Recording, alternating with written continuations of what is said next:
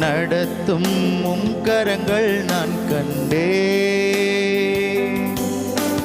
தேவை பெருகும் போது சிக்கி தவித்திடாது உதவும் உம் கரங்கள் நான் கண்டே.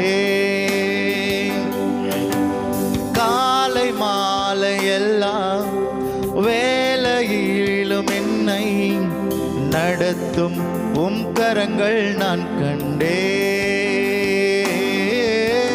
தேவை பெருகும் போது சிக்கி தவித்திடாமல் நடத்தும் உம் கரங்கள் நான் கண்டே.